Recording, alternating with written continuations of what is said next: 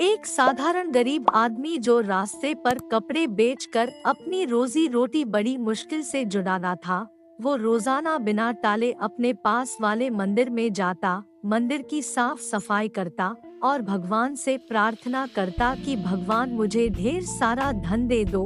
उसको इस तरह से रोज रोज आते देख एक बार भगवान ने उसको दर्शन दे ही दिए और उससे पूछ लिया, क्या तुम सिर्फ इसलिए मंदिर की सेवा करते हो कि तुमको धन मिल पाए?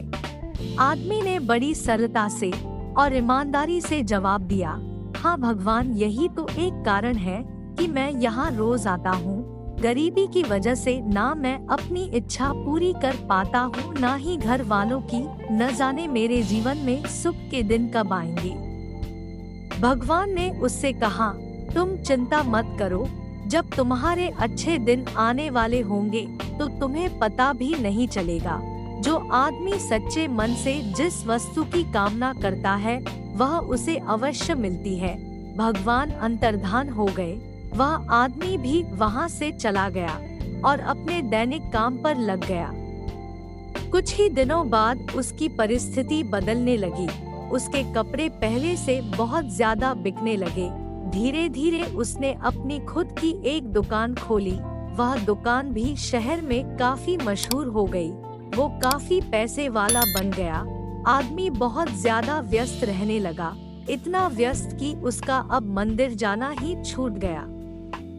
कई सालों बाद जब वह आदमी बूढ़ा हो गया, तब अचानक एक दिन मंदिर आकर साफ सफाई करने लगा। भगवान ने फिर से उसके सामने प्रकट होकर उसको दर्शन दिए और पूछा, बड़े लंबे समय बाद आए हो, सुना है बहुत बड़े सेठ बन गए हो, क्या अब भी जीवन में कोई कमी है जिसे पूरा करने के लिए फिर से मंदिर की सेवा करने आए हो? आदमी भगवान की तरफ देखता ही रह गया। उसकी आंखों में आंसू थे। वह बोला, भगवान, आपने मुझे सब कुछ दिया, किसी चीज की कोई कमी नहीं है। बेटे बेटी की शादी भी अच्छे खासे घराने में करा दी है, लेकिन यह सब होते हुए भी मन को कभी शांति नहीं मिली।